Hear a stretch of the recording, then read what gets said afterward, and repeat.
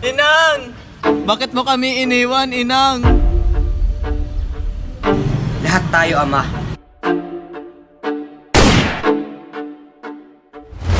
Babalik sa alabok. At ipinanganak ng walang sakdal.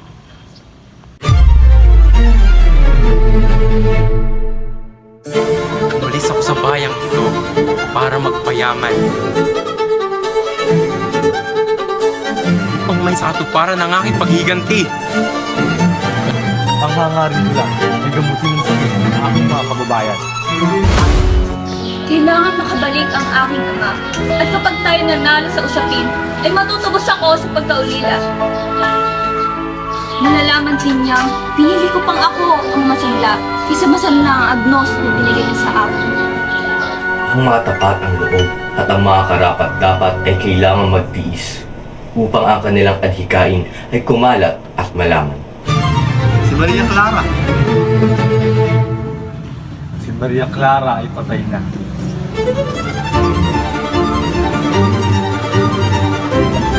Sila'y walang sandata at pinuno. Kaya't pangunahan mo sila sa tulong ng iba pang mga kasama. Huwag po! Huwag po!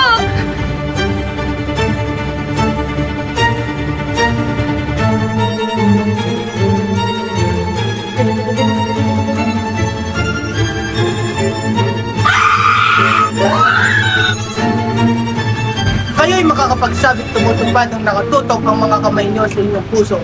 Ngunit kung itutok sa tapat ng puso ng inyong samahan, sa tapat ng puso ng iba pang mga orden, ay hindi kayo makapagsabi niya ng hindi magsasalita ng kasinungalingan. Paano ang ginagawang pagtupad ng tungkulin ng mga tagamasid sa pagtuturo ng bawat bayan?